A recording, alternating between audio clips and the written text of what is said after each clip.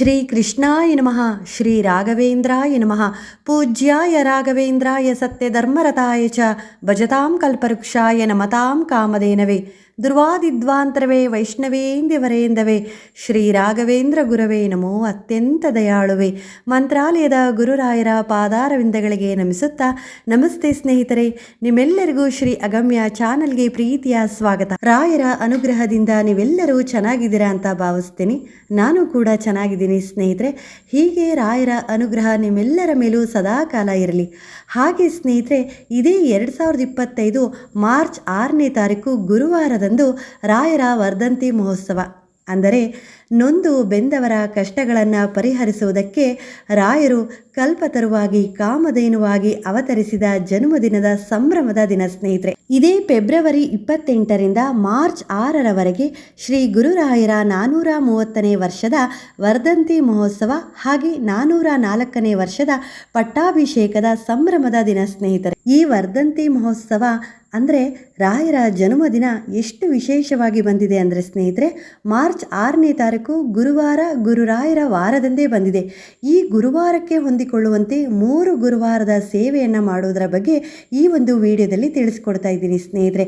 ಈ ಒಂದು ಸೇವೆಯನ್ನು ಮಾಡಿ ಖಂಡಿತವಾಗ್ಲೂ ರಾಯರ ಅನುಗ್ರಹ ಆಶೀರ್ವಾದವನ್ನು ಪಡೆಯಿರಿ ಸ್ನೇಹಿತರೆ. ಅಂದರೆ ಸ್ನೇಹಿತರೆ, ಇದೇ ಫೆಬ್ರವರಿ 20ನೇ ತಾರೀಕು ಗುರುವಾರದಂದು, ಹಾಗೆ ಫೆಬ್ರವರಿ 27ನೇ ತಾರೀಕು ಗುರುವಾರದಂದು, ಹಾಗೆ ಮಾರ್ಚ್ 6ನೇ ತಾರೀಕು ಗುರುವಾರದಂದು, ಈ 3 ಗುರುವಾರಗಳು ರಾಯರಿಗೆ ರಾಯರ ಮಠದಲ್ಲಿ ಹೆಜ್ಜೆ ನಮಸ್ಕಾರದ ಸೇವೆಯನ್ನು ಮಾಡಿ ಸ್ನೇಹಿತರೆ.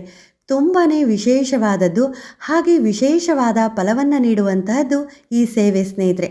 ಇವಾಗಲೇ ಕೆಲವೊಂದು ವಿಡಿಯೋಗಳಲ್ಲಿ ಕಮೆಂಟ್ಸ್ ಮೂಲಕ ಹೇಳ್ತಾ ಇದ್ದೀರಲ್ವಾ, ರಾಯರಲ್ಲಿ ನಂಬಿಕೆ ಇಟ್ಟು ಎಷ್ಟೊಂದು ವ್ರತಗಳನ್ನು ಮಾಡ್ತಾ ಇದ್ದೀನಿ, ನಿತ್ಯವೂ ಅವರ ಪೂಜೆ ನಾಮಸ್ಮರಣೆ ಮಾಡ್ತಾ ಇದ್ದೀನಿ, ಹಾಗೆ ಮಂತ್ರಾಲಯ ಕ್ಷೇತ್ರಕ್ಕೂ ಸಹ ಹೋಗಿ ರಾಯರ ದರ್ಶನ ಮಾಡಿ ಸೇವೆ ಮಾಡಿ ಬಂದಿದ್ದೀವಿ, ಇನ್ನಾದರೂ ನಮಗೆ ಒಳ್ಳೆಯದಾಗ್ತಾ ಇಲ್ಲ, ರಾಯರ ಅನುಗ್ರಹ ಆಗ್ತಾ ಇಲ್ಲ ಅಂತ ಹೇಳ್ತಾ ಇದ್ದೀರಲ್ವಾ. ಸ್ನೇಹಿತರೆ, ನೀವು ಮಂತ್ರಾಲಯ ಕ್ಷೇತ್ರಕ್ಕೆ ಹೋಗಿ ರಾಯರ ದರ್ಶನ ಮಾಡಿ ಸೇವೆ ಮಾಡಿ ಬಂದಿದ್ದೀರಾ ಅಂದರೆ ಅವರ ಅನುಮತಿ ಅನುಗ್ರಹದಿಂದಲೇ ಇದು ಸಾಧ್ಯವಾಗಿರೋದು. ಅಷ್ಟು ಸುಲಭವಾಗಿ ಯಾರೂ ಸಹ ಮಂತ್ರಾಲಯ ಕ್ಷೇತ್ರಕ್ಕೆ ಹೋಗೋಕ್ಕಾಗಲ್ಲ ಸ್ನೇಹಿತರೆ. ಎಷ್ಟೊಂದು ದುಡ್ಡಿರುತ್ತೆ, ಸಮಯ ಇರುತ್ತೆ, ಆದರೆ ಗುರುವಿನ ಅನುಗ್ರಹ ಅನುಮತಿ ಸಿಗೋ ತನಕ ಗುರುರಾಯರ ಸೇವೆ ಮಾಡೋದಕ್ಕಾಗಲಿ, ಮಂತ್ರಾಲಯಕ್ಕೆ ಹೋಗೋದಕ್ಕಾಗಲಿ, ಅವರ ಒಂದು ಸೇವೆ ಮಾಡೋದಕ್ಕಾಗಲಿ, ಅವರ ದರ್ಶನ ಮಾಡೋದಕ್ಕಾಗಲಿ ಅವರ ಅನುಮತಿ ಸಿಕ್ಕರೆ ಮಾತ್ರ ಸಾಧ್ಯ ಸ್ನೇಹಿತರೆ. ಹಾಗಾಗಿ ನೀವು ಮಾಡಿರೋ ಸೇವೆ ಆಗಲಿ, ವ್ರತ ಆಗಲಿ, ಪೂಜೆ ಆಗಲಿ, ಅವರ ನಾಮಸ್ಮರಣೆ ಆಗಲಿ ಎಂದಿಗೂ ವ್ಯರ್ಥವಾಗಲ್ಲ. ಅದು ಒಂದಲ್ಲ ಒಂದು ದಿನ ನಿಮಗೆ ಒಳ್ಳೆಯ ರೀತಿಯಲ್ಲಿ ಫಲವನ್ನು ನೀಡುತ್ತೆ. ಆವಾಗ ನೀವು ಅನ್ಕೊತೀರಾ, ನಾನು ರಾಯರಿಗೆ ಇಷ್ಟೊಂದು ಸೇವೆ ಮಾಡಿದ್ದಕ್ಕೆ ಸಾರ್ಥಕವಾಯಿತು, ಇವತ್ತು ನನಗೆ ಎಷ್ಟೊಂದು ರೀತಿಯಲ್ಲಿ ರಾಯರು ಒಳ್ಳೇದು ಮಾಡಿದ್ದಾರೆ, ಒಳ್ಳೆಯ ಜೀವನ ಕೊಟ್ಟಿದ್ದೀರಾ ಅಂತ ನಿತ್ಯ ಅವರನ್ನು ನೆನೆಸ್ಕೊತೀರಾ.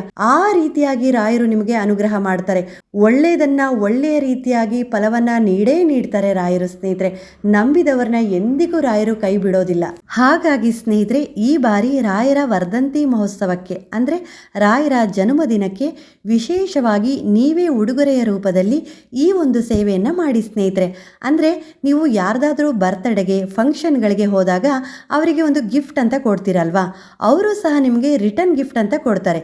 ಅದೇ ರೀತಿಯಾಗಿ ನೀವು ರಾಯರಲ್ಲಿ ನಂಬಿಕೆ ಇಟ್ಟು ಈ ಒಂದು ಸೇವೆ ಮಾಡಿದಾಗ ರಾಯರೂ ಸಹ ಮರು ಉಡುಗೊರೆಯಾಗಿ ನಿಮಗೆ ಸುಖ, ಶಾಂತಿ, ನೆಮ್ಮದಿ, ಆರೋಗ್ಯ, ಅದೇ ರೀತಿ ಒಳ್ಳೆಯ ಕೆಲಸ, ಹಾಗೆ ನೀವು ಏನನ್ನ ಕೇಳ್ತೀರಲ್ವಾ, ಏನನ್ನ ಕೇಳಿ ರಾಯರಲ್ಲಿ ಈ ಒಂದು ಸೇವೆಯನ್ನು ಮಾಡಿರ್ತೀರಲ್ವಾ, ಅದಕ್ಕೆ ಅವರು ಒಳ್ಳೆಯ ಫಲವನ್ನು ನೀಡ್ತಾರೆ ಸ್ನೇಹಿತರೆ.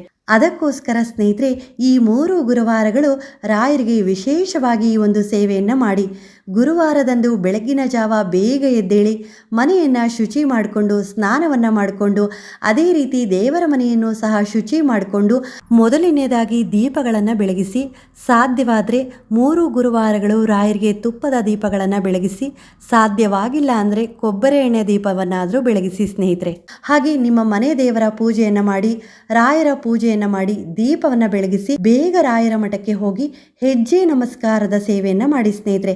ಹೆಜ್ಜೆ ನಮಸ್ಕಾರದ ಕ್ರಮ ಬಂದು ಸ್ನೇಹಿತರೆ, ನೀವು ನಡೆಯುವಾಗ ಯಾವ ರೀತಿಯಾಗಿ ಹೆಜ್ಜೆಗಳನ್ನು ಇಡ್ತೀರಲ್ವಾ, ಅಂದರೆ ರಾಯರ ಮಠಕ್ಕೆ ಹೋದಾಗ ಹೆಜ್ಜೆ ನಮಸ್ಕಾರ ಮಾಡುವಾಗ ಒಂದು ಹೆಜ್ಜೆಯನ್ನು ಇಟ್ಟು ಮಂಡಿ ಊರಿ ತಲೆಯನ್ನು ನೆಲಕ್ಕೆ ಮುಟ್ಟಿಸಿ ನಮಸ್ಕರಿಸಿ, ಹಾಗೆ ಮತ್ತೊಂದು ಹೆಜ್ಜೆಯನ್ನು ಇಟ್ಟು ಮಂಡಿ ಊರಿ ತಲೆಯನ್ನು ನೆಲಕ್ಕೆ ಮುಟ್ಟಿಸಿ ನಮಸ್ಕರಿಸಿ.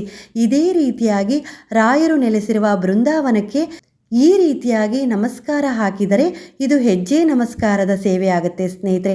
ನಾನು ಕೂಡ ನಮ್ಮ ಊರಿನಲ್ಲೇ ಇರುವ ರಾಯರ ಮಠದಲ್ಲಿ ಈ ರೀತಿಯಾಗಿ ಹೆಜ್ಜೆ ನಮಸ್ಕಾರದ ಸೇವೆಯನ್ನು ಮಾಡಿದ್ದೇನೆ ಸ್ನೇಹಿತರೆ. ಹಾಗಾಗಿ ಹೆಜ್ಜೆ ನಮಸ್ಕಾರದ ಸೇವೆಯ ಕ್ರಮ ಬಂದು ಇದೇ ರೀತಿಯಾಗಿದೆ, ಅದನ್ನೇ ಇಲ್ಲಿ ತಿಳಿಸ್ತಾ ಇದ್ದೀನಿ ಸ್ನೇಹಿತರೆ. ನಾನು ಕೂಡ ನಮ್ಮ ಮನೆಯಲ್ಲಿಯೇ ರಾಯರ ಪೂಜೆ ಮಾಡಿ ಒಮ್ಮೆ ರಾಯರ ಬಳಿ ಈ ರೀತಿಯಾಗಿ ಹೇಳ್ಕೊಂಡಿದ್ದೆ, ರಾಯರೇ, ನಾನು ಎಷ್ಟು ನಿಮ್ಮನ್ನು ನಂಬಿದ್ದೀನಿ ಅಂತ ನಿಮಗೇ ಗೊತ್ತು. ನಮ್ಮ ಕಷ್ಟಗಳನ್ನು ಪರಿಹಾರ ಮಾಡು ನನ್ನಪ್ಪ.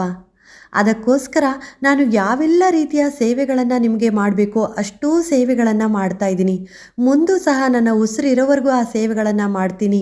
ನಿತ್ಯವೂ ನಿಮ್ಮ ನಾಮಸ್ಮರಣೆಯೇ ನನ್ನ ಉಸಿರು ನನ್ನಪ್ಪ ಅಂತ ಹೇಳಿಕೊಂಡು, ಅದರಲ್ಲೂ ನೀವು ಅನುಮತಿ ಕೊಟ್ಟು ನಮ್ಮನ್ನು ಮಂತ್ರಾಲಯ ಕ್ಷೇತ್ರಕ್ಕೆ ಕರೆಸ್ಕೊಂಡು ನಿಮ್ಮ ದರ್ಶನವನ್ನು ನಮಗೆ ಕೊಟ್ಟಾಗ ಅಲ್ಲಿ ನಿಷ್ಠೆಯಿಂದ ನಾನು ನಿಮಗೆ ಹೆಜ್ಜೆ ನಮಸ್ಕಾರದ ಸೇವೆಯನ್ನು ಮಾಡ್ತೀನಿ. ಹೆಜ್ಜೆ ಹೆಜ್ಜೆಗೂ ಮಂಡಿ ಊರಿ ನಮಸ್ಕಾರದ ಸೇವೆಯನ್ನು ಮಾಡ್ತೀನಿ. ನಮ್ಮನ್ನು ಸಂಪೂರ್ಣವಾಗಿ ಕಾಪಾಡೋ ಜವಾಬ್ದಾರಿ ನಿನ್ನದಪ್ಪ ಅಂತ ನಾವಿರುವ ಸ್ಥಳದಲ್ಲೇ ಈ ರೀತಿಯಾಗಿ ಒಂದು ಪ್ರಾರ್ಥನೆ ಸಂಕಲ್ಪವನ್ನು ಮಾಡಿಕೊಂಡಿದ್ದೆ ಸ್ನೇಹಿತರೆ. ರಾಯರು ನೀಡಿದ ಪುಣ್ಯದ ಅನುಗ್ರಹದಿಂದ ನಾವು ಮಂತ್ರಾಲಯ ಕ್ಷೇತ್ರಕ್ಕೆ ಹೋದ್ವಿ, ರಾಯರ ದರ್ಶನವನ್ನು ಮಾಡಿದ್ವಿ. ಹಾಗೆ ಅಷ್ಟೇ ನಿಷ್ಠೆಯಿಂದ ನಾನು ರಾಯರಿಗೆ ಹೆಜ್ಜೆ ಹೆಜ್ಜೆಗೂ ಮಂಡಿ ಊರಿ ನಮಸ್ಕಾರದ ಸೇವೆಯನ್ನು ಮಾಡಿದೆ. ಅದೇ ರೀತಿ ಸ್ನೇಹಿತರೆ, ನಾನು ಹೆಜ್ಜೆ ನಮಸ್ಕಾರದ ಸೇವೆಯನ್ನು ಮಾಡ್ತಾ ಇರುವಾಗ ನನ್ನ ಅಕ್ಕ ಮಧ್ಯದಲ್ಲೇ ಬಂದು ಕೇಳಿದ್ಲು, ಕಾಲು ನೋವು ಬರಲ್ವಾ ನಿನಗೆ ಈ ರೀತಿಯಾಗಿ ಸೇವೆ ಮಾಡ್ತಾ ಇದೆಯಲ್ಲ ಅಂತ. ಆಗ ನಾನು ಮೌನದಲ್ಲೇ ಒಂದು ಸ್ವಲ್ಪ ನಕ್ಕು ಇಲ್ಲ ಅಂತ ಹೇಳಿದೆ. ನನ್ನ ಗಮನ ಇದ್ದಿದ್ದು ಒಂದೇ ಸ್ನೇಹಿತರೆ, ರಾಯರು ನಾ ಮಾಡ್ತಾ ಇರೋ ಸೇವೆಯನ್ನು ನೋಡ್ತಾ ಇದ್ದಾರೆ, ನನ್ನ ಕಷ್ಟಗಳನ್ನು ಪರಿಹಾರ ಮಾಡ್ತಾರೆ, ಎಲ್ಲ ರೀತಿಯಲ್ಲೂ ಒಳ್ಳೇದು ಮಾಡ್ತಾರೆ ಅನ್ನೋದೊಂದೇ ನನಗೆ ನಂಬಿಕೆ ಇತ್ತು. ಅದೇ ರೀತಿಯಾಗಿ ನಮಗೆ ಇದ್ದ ಕಷ್ಟಗಳನ್ನು ರಾಯರು ಪರಿಹಾರ ಮಾಡಿದರು. ಇವತ್ತು ನಾವು ಒಳ್ಳೆಯ ಜೀವನವನ್ನು ನಡೆಸ್ತಾ ಇದ್ದೀವಿ, ಅದು ರಾಯರು ನೀಡಿರುವ ಕಾರುಣ್ಯದಿಂದ ಸ್ನೇಹಿತರೆ.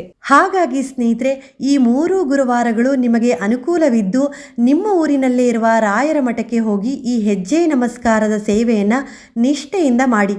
ಖಂಡಿತವಾಗ್ಲೂ ಒಳ್ಳೆಯದಾಗುತ್ತೆ ಅಂತ ನಾನು ರಾಯರಲ್ಲಿ ನಂಬಿಕೆ ಇಟ್ಟು ಹೇಳ್ತಾ ಇದ್ದೀನಿ. ಯಾರಿಗೊತ್ತು ಸ್ನೇಹಿತರೆ, ನೀವು ಇಷ್ಟಪಟ್ಟಿರೋದು, ನೀವು ಅಂದ್ಕೊಂಡಿರೋದು ತಡ ಆಗ್ತಾ ಇದೆ ಅಂದರೆ ಯಾವುದೋ ಕಾರಣದಿಂದ ಅದಕ್ಕಿಂತ ಒಳ್ಳೆಯದನ್ನೇ ನೀವು ಪಡಿಬೋದು ನಿಮ್ಮ ಜೀವನದಲ್ಲಿ. ರಾಯರು ನಿಜವಾಗ್ಲೂ ಖಂಡಿತವಾಗ್ಲೂ ನೀವು ಇಷ್ಟಪಟ್ಟಿದ್ದನ್ನು, ನೀವು ಅಂದ್ಕೊಂಡಿರೋದನ್ನು ನಿಮ್ಮ ಜೀವನದಲ್ಲಿ ಕರುಣಿಸ್ತಾರೆ, ಅದರಲ್ಲಿ ಅನುಮಾನವೇ ಇಲ್ಲ ಸ್ನೇಹಿತರೆ. ಅದು ಯಾವುದೋ ಕಾರಣಗಳಿಂದ ತಡವಾಗ್ತಾ ಇದೆ ಅಂದರೆ ಅದರಲ್ಲೂ ಒಂದು ಏನೋ ಅರ್ಥ ಇರುತ್ತೆ ಸ್ನೇಹಿತರೆ.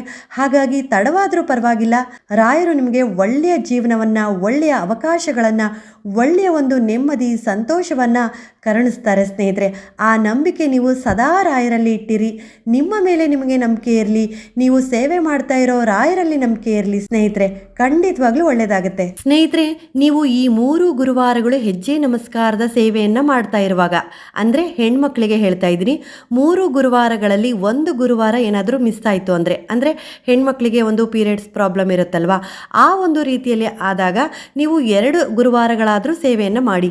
2 ಗುರುವಾರಗಳು ಏನಾದರೂ ತಪ್ಪು ಹೋಯಿತು ಅಂದರೆ 1 ಗುರುವಾರನಾದರೂ ನಿಷ್ಠೆಯಿಂದ ರಾಯರಿಗೆ ಹೆಜ್ಜೆ ನಮಸ್ಕಾರದ ಸೇವೆಯನ್ನು ಮಾಡಿ ಸ್ನೇಹಿತರೆ. ನಿಮ್ಮ ಶಕ್ತಿಯಾನುಸಾರ 1 ಬಾರಿ, 3 ಬಾರಿ, 5 ಬಾರಿ, 7, 9, 11 ನಿಮ್ಮ ಶಕ್ತಿಯಾನುಸಾರ ಸ್ನೇಹಿತರೆ. ಯಾಕೆ ಅಂದರೆ ಹೆಜ್ಜೆ ನಮಸ್ಕಾರದ ಸೇವೆ ನಿಮಗೆ ಸ್ವಲ್ಪ ಆಯಾಸ ಅನ್ನಿಸ್ಬೋದು, ಆದರೆ ತುಂಬಾ ಒಳ್ಳೆಯ ಫಲ ನೀಡುತ್ತೆ. ಹಾಗಾಗಿ ಸ್ನೇಹಿತರೆ, ಆರೋಗ್ಯದ ಸಮಸ್ಯೆ ಇರುತ್ತೆ, ಆದರೂ ಸಹ ನಾನು ರಾಯರಲ್ಲಿ ನಂಬಿಕೆ ಇಟ್ಟು ನಿಷ್ಠೆಯಿಂದ ಈ ಸೇವೆ ಮಾಡ್ತೀನಿ, ನಮಗೆ ಒಳ್ಳೆಯದಾಗಬೇಕು, ನಮ್ಮ ಕಷ್ಟಗಳು ಪರಿಹಾರ ಆಗಬೇಕು ಅಂತ ನೀವು ರಾಯರಲ್ಲಿ ನಂಬಿಕೆ ಇಟ್ಟು 1 ಬಾರಿ ಅಥವಾ 3 ಬಾರಿ, 5 ಬಾರಿ ನಿಮ್ಮ ಶಕ್ತಿಯಾನುಸಾರ ಹೆಜ್ಜೆ ನಮಸ್ಕಾರದ ಸೇವೆಯನ್ನು ಮಾಡಿ ಸ್ನೇಹಿತರೆ. ಯಾವೊಂದು ರೀತಿಯಲ್ಲೂ ತೊಂದರೆ ಇಲ್ಲ ಸ್ನೇಹಿತರೆ. ನಿಮಗೆ ತುಂಬಾ ಕಾಲು ನೋವು, ಮಂಡಿ ನೋವು ಈ ತರಹದ ಸಮಸ್ಯೆ ಏನಾದರೂ ಇದ್ದರೆ ಈ ಒಂದು ಸೇವೆಯನ್ನು ಮಾಡೋದು ಬೇಡ. ಅದರ ಬದಲಾಗಿ ನೀವು ಪ್ರದಕ್ಷಿಣೆ ಹಾಕುವ ಸೇವೆಯನ್ನು ಮಾಡಿ, ಅದು ಸಹ ಒಳ್ಳೆಯ ಫಲವನ್ನು ನೀಡುತ್ತೆ. ಹಾಗೆ ಸ್ನೇಹಿತರೆ, ನೀವು ಪ್ರದಕ್ಷಿಣೆಯನ್ನು ಹಾಕುವಾಗಲಿ ಹಾಗೆ ಹೆಜ್ಜೆ ನಮಸ್ಕಾರದ ಸೇವೆಯನ್ನು ಮಾಡುವಾಗಲಿ ನೀವು ಎಷ್ಟು ಸಂಖ್ಯೆಯಲ್ಲಿ ರಾಯರಿಗೆ ಪ್ರದಕ್ಷಿಣೆಯ ಸೇವೆಯನ್ನು ಮಾಡ್ತಿರೋ ಹಾಗೆ ಹೆಜ್ಜೆ ನಮಸ್ಕಾರದ ಸೇವೆಯನ್ನು ಮಾಡ್ತಿರೋ, ಆ ಸೇವೆಯನ್ನು ಮಾಡುವಾಗ ರಾಯರ ನಾಮಸ್ಮರಣೆ ಅಂದರೆ ಶ್ರೀ ರಾಘವೇಂದ್ರಾಯ ನಮಃ ಅಂತ ಹೇಳಿಕೊಂಡು ಈ ಸೇವೆಯನ್ನು ಮಾಡಿ ಸ್ನೇಹಿತರೆ. ಹಾಗೆ ಸ್ನೇಹಿತರೆ, ನಿಮ್ಮಲ್ಲಿ ಇನ್ನೊಂದು ಪ್ರಶ್ನೆಯೂ ಸಹ ಬರ್ಬೋದು, ಅಂದರೆ ಈ 3 ಗುರುವಾರಗಳು ಉಪವಾಸ ಇರಬೇಕಾ ಅಂತ. ಹಾಗೇನೂ ಇಲ್ಲ ಸ್ನೇಹಿತರೆ, ಅದು ನಿಮ್ಮ ಇಷ್ಟ, ನಿಮ್ಮ ಶಕ್ತಿ ಅನುಸಾರ. 3 ಗುರುವಾರಗಳು ಉಪವಾಸವಿದ್ದು ಈ ಸೇವೆಯನ್ನು ನಾನು ಮಾಡ್ತೀನಿ ಅನ್ನೋದಾದರೆ ಅದೇ ರೀತಿಯಾಗಿ ಮಾಡಿ. ಇಲ್ಲ ನಮಗೆ ಸ್ವಲ್ಪ ಆರೋಗ್ಯದ ಸಮಸ್ಯೆ ಇದೆ, ನಾವು ಮಾತ್ರೆಗಳನ್ನು ತೆಗೆದುಕೊಳ್ಬೇಕು, ಅದಕ್ಕಾಗಿ ನಾವು ಏನಾದರೂ ಆಹಾರದ ಸೇವನೆಯನ್ನು ಮಾಡ್ತೀವಿ ಅನ್ನೋದಾದರೆ ಅದಕ್ಕೂ ಸಹ ಪರವಾಗಿಲ್ಲ ಸ್ನೇಹಿತರೆ. ನಾನು ಎಲ್ಲೂ ಸಹ ಕಡ್ಡಾಯವಾಗಿ ಉಪವಾಸವಿದ್ದು ಈ ಸೇವೆಯನ್ನು ಮಾಡಬೇಕು ಅಂತ ಹೇಳ್ತಾ ಇಲ್ಲ. ಯಾಕೆ ಅಂದರೆ ಒಬ್ಬೊಬ್ಬರಿಗೆ ತುಂಬಾ ಉಪವಾಸವಿದ್ದು ಈ ಸೇವೆಯನ್ನು ಮಾಡೋದಕ್ಕೆ ಆಗೋದಿಲ್ಲ. ಹಾಗಾಗಿ ಸ್ನೇಹಿತರೆ, ನೀವು ಹಣ್ಣು, ಹಾಲು, ಯಾವುದಾದ್ರೂ ತಿಂಡಿಯ ಸೇವನೆಗಳನ್ನು ಮಾಡ್ಬೋದು ಸ್ನೇಹಿತರೆ, ಅದಕ್ಕೆ ಏನೂ ತೊಂದರೆ ಇಲ್ಲ. ಮನೆಯಲ್ಲಿ ರಾಯರ ಪೂಜೆ ಹಾಗೂ ರಾಯರ ಮಠಕ್ಕೆ ಹೋಗಿ ರಾಯರ ದರ್ಶನ ಹಾಗೂ ಈ ಹೆಜ್ಜೆ ನಮಸ್ಕಾರದ ಸೇವೆ ಮಾಡಿ ಬಂದಮೇಲೆ ನೀವು ಯಾವುದಾದ್ರೂ ಒಂದು ತಿಂಡಿಯ ಸೇವನೆಯನ್ನು ಮಾಡ್ಬೋದು ಸ್ನೇಹಿತರೆ. ಹಾಗೆ ಸ್ನೇಹಿತರೆ, ಇನ್ನು ಕೆಲವೊಬ್ಬರು ಬೆಳಗ್ಗೆನೇ ಬೇಗ ಕೆಲಸಕ್ಕೆ ಹೋಗೋರು ಇರ್ತಾರೆ. ಅಂದರೆ ಮನೆ ಕೆಲಸ, ಮನೆ ಪೂಜೆ ಇವೆಲ್ಲ ಮುಗಿಸೋದ್ರಲ್ಲೇ ಸಮಯ ಆಗುತ್ತೆ, ತದನಂತರ ಕೆಲಸಕ್ಕೆ ಹೋಗ್ತೀರಾ ಅಲ್ವಾ. ಹಾಗಾಗಿ ಸ್ನೇಹಿತರೆ, ನೀವು ಸಹ ಸಂಜೆ ಮನೆಗೆ ಬಂದಮೇಲೆ, ಕೆಲಸದಿಂದ ಸಂಜೆ ಮನೆಗೆ ಬಂದಮೇಲೆ ನೀವು ಸ್ನಾನವನ್ನು ಮಾಡಿಕೊಂಡು ನಿಮ್ಮ ಮನೆಯಲ್ಲಿಯೇ ರಾಯರ ಮುಂದೆ 2 ತುಪ್ಪದ ದೀಪಗಳನ್ನು ಬೆಳಗಿಸಿ ನಿಮ್ಮ ಊರಿನಲ್ಲೇ ಇರುವ ರಾಯರ ಮಠಕ್ಕೆ ಹೋಗಿ ಸಂಜೆಯ ವೇಳೆ ಈ ಒಂದು ಹೆಜ್ಜೆ ನಮಸ್ಕಾರದ ಸೇವೆಯನ್ನು ಮಾಡಿ ಸ್ನೇಹಿತರೆ. ಅದರಲ್ಲೂ ಸಹ ಏನೂ ತೊಂದರೆ ಇಲ್ಲ. ಯಾಕೆ ಅಂದರೆ ಇಲ್ಲಿ ನಿಮ್ಮ ಅನುಕೂಲವನ್ನು ನೋಡ್ಕೋಬೇಕಲ್ವಾ. ಬೆಳಗಿನ ಸಮಯ ಆಗೋದಿಲ್ಲ, ಹಾಗಾಗಿ ನಾನು ಸಂಜೆಯ ವೇಳೆಯೇ ರಾಯರ ಮಠಕ್ಕೆ ಹೋಗಿ ಈ ಒಂದು ಸೇವೆಯನ್ನು ಮಾಡ್ತೀನಿ ಅಂದರೆ ಅದಕ್ಕೂ ಸಹ ಪರವಾಗಿಲ್ಲ ಸ್ನೇಹಿತರೆ. ಈ ರೀತಿಯಾಗೂ ಮಾಡ್ಬೋದು. ಹಾಗೆ ಸ್ನೇಹಿತರೆ, ಯಾರೆಲ್ಲ ಈ ವಿಡಿಯೋವನ್ನು ನೋಡ್ತಾ ಇದ್ದೀರಲ್ವಾ, ಆದಷ್ಟು ನಿಮ್ಮ ಸ್ನೇಹಿತರಿಗೆ, ಪರಿಚಯಸ್ಥರಿಗೆ, ಪ್ರತಿಯೊಬ್ಬರಿಗೂ ಈ ಒಂದು ವಿಡಿಯೋವನ್ನು ಶೇರ್ ಮಾಡಿ ಸ್ನೇಹಿತರೆ. ಎಲ್ಲರಿಗೂ ಅನುಕೂಲವಾಗಲಿ. ನಿಮ್ಮ ಒಂದು ಯಾವ ಕೋರಿಕೆ ನೆರವೇರಬೇಕು, ನಿಮ್ಮ ಒಂದು ಯಾವ ಸಮಸ್ಯೆ ಬಗೆಹರಿಬೇಕು, ಅದನ್ನು ರಾಯರಲ್ಲಿ ನಂಬಿಕೆ ಇಟ್ಟು ಹೇಳಿಕೊಂಡು ಈ ಒಂದು ಸೇವೆಯನ್ನು ಮಾಡಿ ಸ್ನೇಹಿತರೆ.